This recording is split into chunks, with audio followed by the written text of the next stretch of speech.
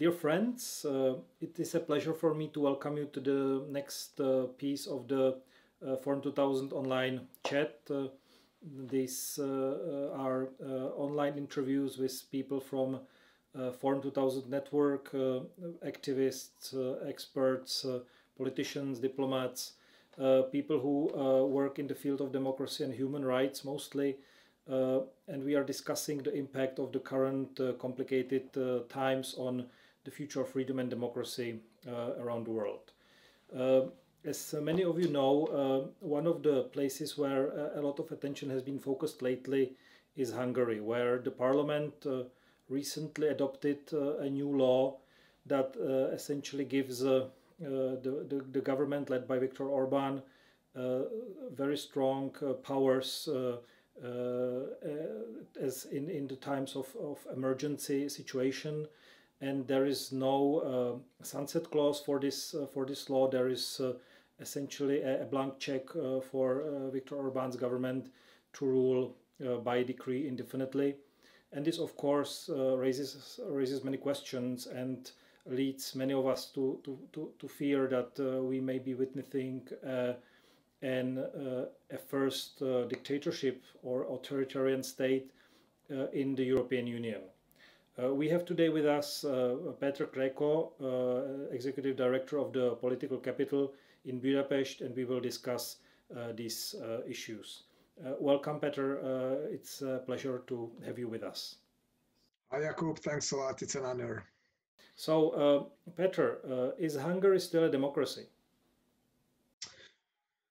I unfortunately wouldn't say so. I would say that even, let's say, 3-4 years ago, my response would have been rather a yes, not a very definite yes, but I think a few years ago, we could still discuss Hungary in the framework of a big democracy with weak checks and balances. I think we passed through this period and went beyond. And right now, I would say that Hungary has become a rather typical hybrid regime in the sense that there are still parts of the system that work rather as it usually works in a democracy, but in some other fields, such as, let's say, the prosecutor's office, or in the case of the public media, which is the cheapest propaganda media you can imagine, we can clearly see an authoritarian logic instead. So I would say that Hungary is a hybrid regime, somewhere in between democracy and the dictatorship, still closer to the democratic end, though, because we have just abandoned democracy, but it's still very bad news. So according to Freedom House, the only partly free country, which is practically hybrid regime within the European Union, is Hungary, and there haven't been any partly free countries in the past, according to Freedom House ratings within the European Union. So and I think in itself it shows that Hungary can be pretty destructive for the image of the whole European Union. European Union is proud of being the club of champions of democracies, and with Hungary inside, of course, we can tell that there are other problematic states such as Poland as well, but with more and more democratic backsliding, this image, I think, is in danger. Petra, when we speak about this particular law that was just approved in March, why is it so problematic? Because we have seen emergency laws and states of emergency declared in other countries around the world, including here in Czechia, without raising so much fuss as in Hungary. So can you maybe explain why this is so problematic in Hungary? The problem with this enabling act is, I would say, twofold compared to other, let's say, states of emergency in other parts of the democratic world. One is that it has no sunset clause, and nobody really knows when it can end. What does it mean? There is no deadline set in the law where this legal situation, the state of danger, would expire.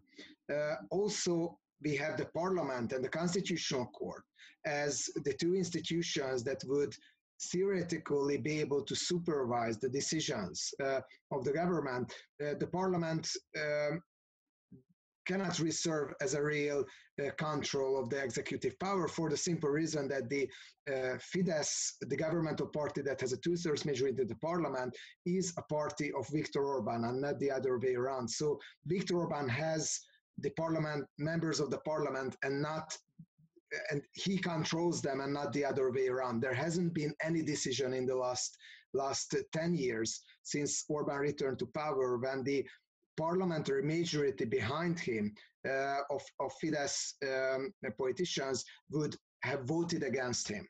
And the Constitutional Court could supervise the decisions and terminate the decisions of the government if they are against the Constitution, but also the Constitution is full of governmental loyalists. It was voted up and its rights has been curbed.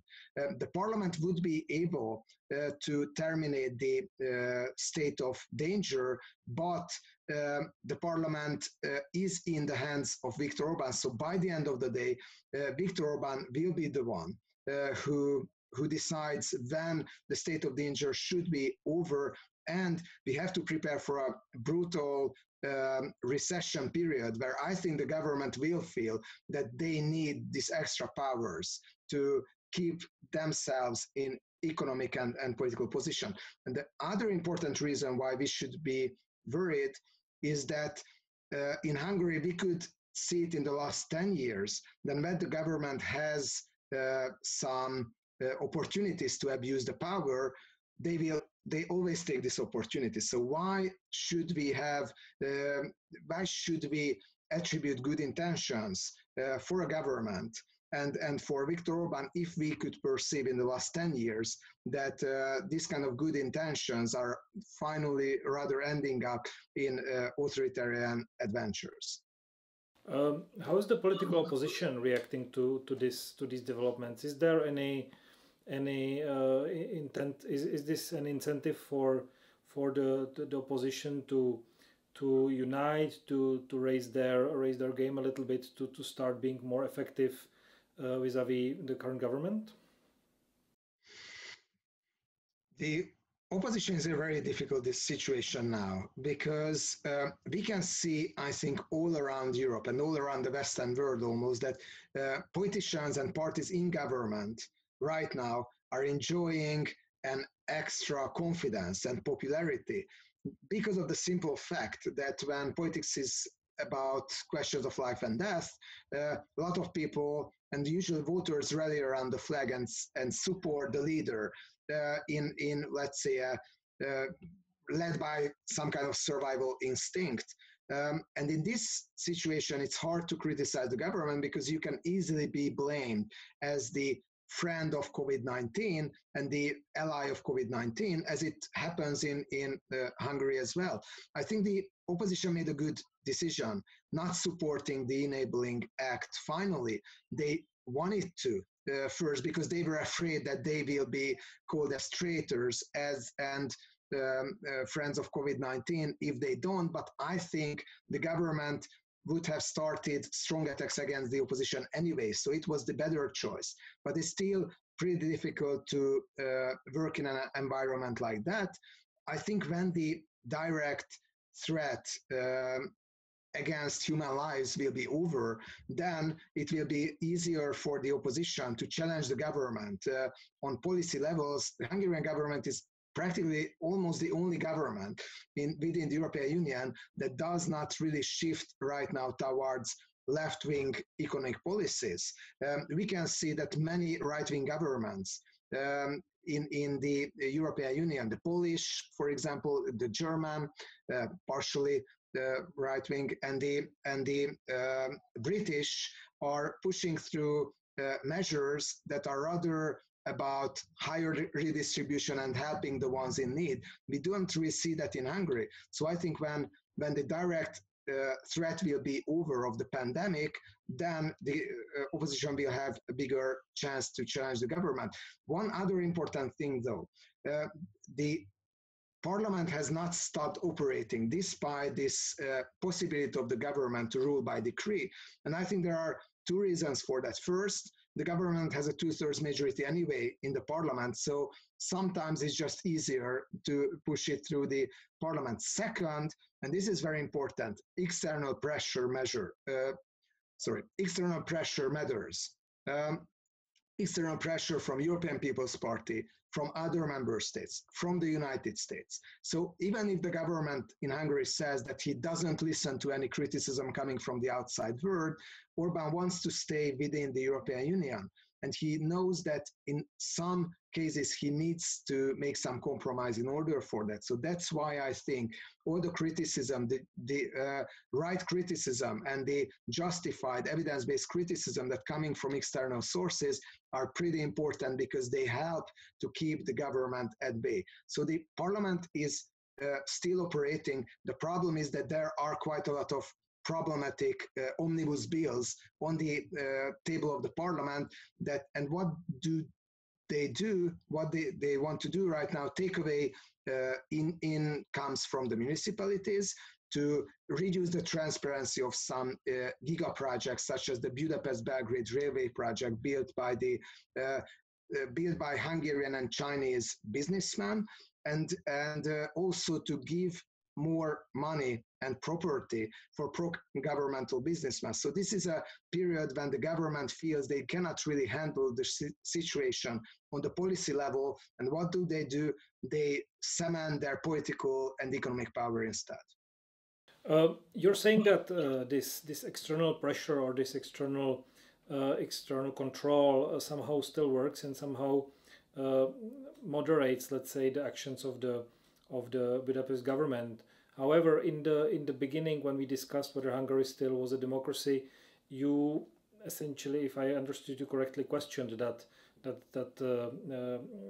government in Budapest is still within, let's say, the boundaries of the liberal democratic governance. So, is the EU, for example, doing too little to check Orbán's actions? Should EU be more strong, more decisive? Should it maybe threaten by expelling Hungary from, or postpone or suspending Hungary from EU membership or something to that extent? Very good question. Let me quote one academic article of two wonderful colleagues, András Bozoki and Daniel Hegedűs, two Hungarian political scientists, wrote an article in which they labeled Hungary as an externally constrained hybrid regime. And the external constraints are constraints coming from the EU membership. And the EU membership, from this respect, is still pretty important because there are infringement procedures. There are decisions of the European Court. There is some decisions of the European Parliament, and also in some cases, and we can see it now, some pressure from the member states that finally lead to Hungary abandon some of its worst ideas. So I definitely think Europe should do more, and I will tell what, but still the small pressure there is on Hungary that is sometimes stronger, sometimes weaker, still matters.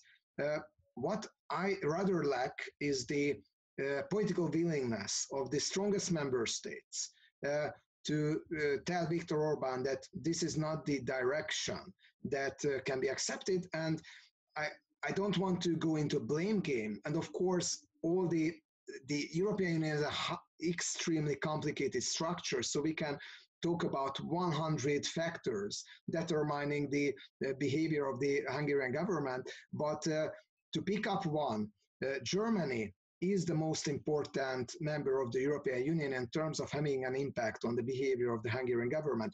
Germany is the biggest investor in Hungary. Germany is the biggest export partner in Hungary. And Germany is the strongest member state of the European Union. Still, in the last, right now we see some criticism coming from the German foreign ministry, for example, but in the last 1.5 years, there was rather a softer line coming from Berlin and from the chancellery. When it comes to Hungary, there is still, I think, a misunderstanding about Viktor Orbán, and this is that if we treat him well, if we respect him, if we make him gestures, then he will return. No, this is not the way how Viktor Orbán works, and I think it's not the way how authoritarian politicians in general work. The more you give, the more they want to get. And finally, I think the more positive gestures coming from Paris, Berlin, and so on, the more fuel will be poured on the fire, because it will just serve as an encouragement, as a positive feedback for Viktor Orbán to go further on his authoritarian path. So I think a more determined and sometimes more critical voice from Berlin, and especially from the chancellery, would, I think, matter even more to keep Hungary in this, let's say, solid hybrid path, at least. Interesting. Let's change the topic a little bit.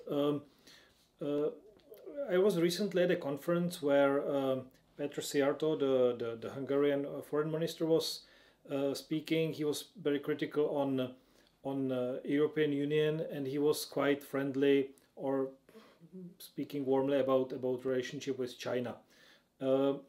It's interesting, to see this. This is not just the Hungarian case; it's apparently a case of some other countries. But how do you explain, or what would be your assessment of the current relationship of Hungary with China, especially in these times of the global pandemic? Very important question again. I think we see generally that in a very bizarre manner, China has not weakened, but rather became stronger as a result of the pandemic. At the first period, we thought, or at least I thought, that it will really demolish the image of China as this rival superpower to the United States and a leader of the world, because if the Chinese Communist Party makes so bad decisions and hide from the public this pandemic and silence the voices that would like to tell the public that there is a pandemic going on, that finally it results to a huge global pandemic, then it will hurt their image. But this is not what happened, because in the next phase right now, everyone is turning towards China and looking for some help in terms of equipment. Probably the first vaccines will come from China. No one from the leading politicians, or just very few of the leading politicians, as I see in the European Union, dare to criticize these days China, because they are simply afraid.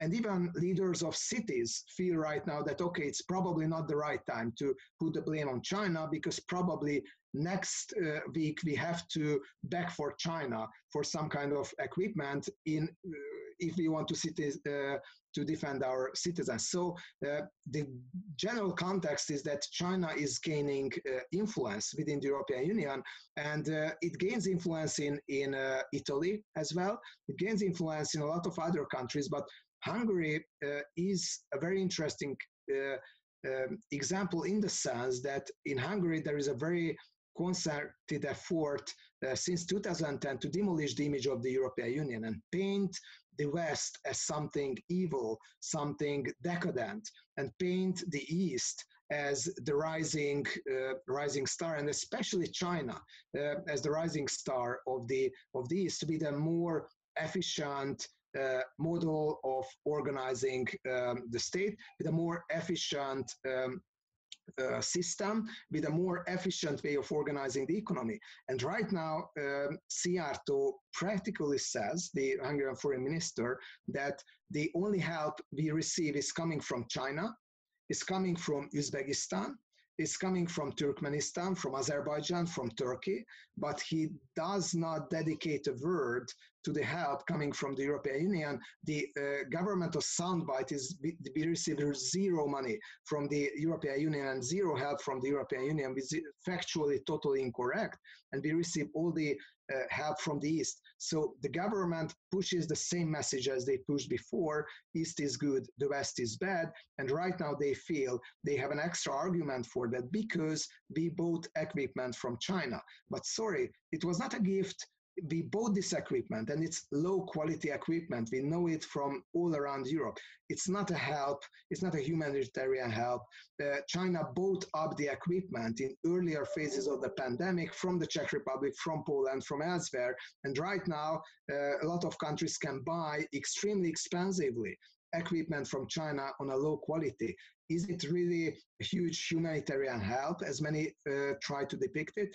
I really doubt so, but I think Russia is doing something similar. Russia is really suffering right now from the crisis. Still, it projects the image of the strong superpower that helps others, such as Italy and other countries. And I think the democratic world have never really experienced such a challenge in the next in the last 2 decades when it comes to its rivalry with authoritarian regimes, because I think this message has an audience. It has an audience in Czech Republic, in Hungary, in Italy, and a lot of countries, that the European Union democratic countries are weak and incompetent in handling such a crisis. Let's look at China, let's look at Turkey, let's look at Russia. They are doing it right.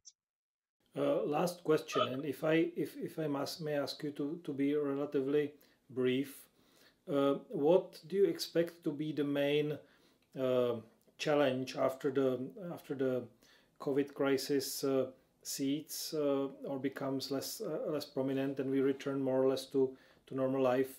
Both in what do you see as the main challenge, both in Hungary and internationally?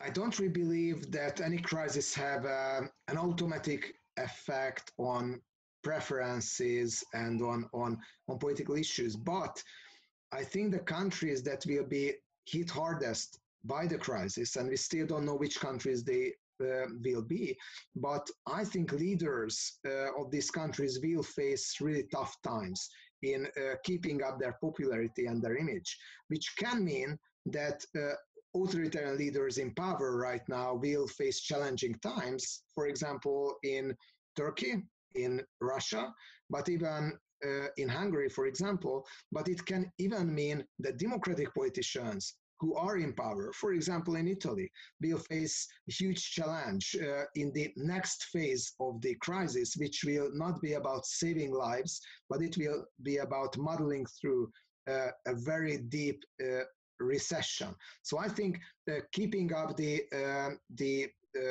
trust in the democratic institutions, it will be very difficult. Second, probably keeping up the trust in doctors and in science will be challenging. And it can sound counterintuitive, but many victims of the crisis, in the sense who will just lose their jobs, will say that, okay, doctors told us and scientists that let's stay at home, but the economy collapsed as the result of that, so they were wrong. So I think there will be this kind of challenge as well. And third one will be of economic policies.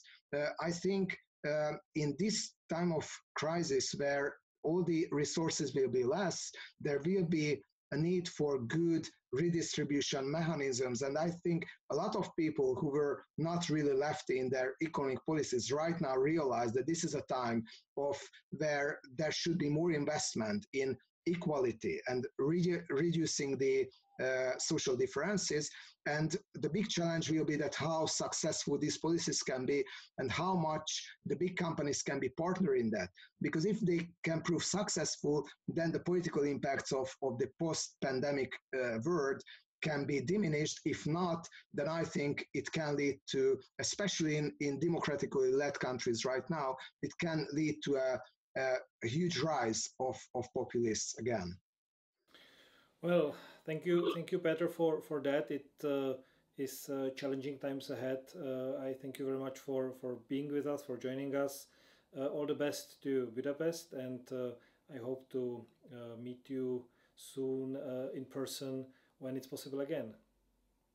It would be wonderful, and yeah, if there will be time to travel, we would be really happy to welcome you in Budapest as well. So hope to see each other either in Prague or Budapest. And thank you very much for hosting me. Thank you, Peter. Take care.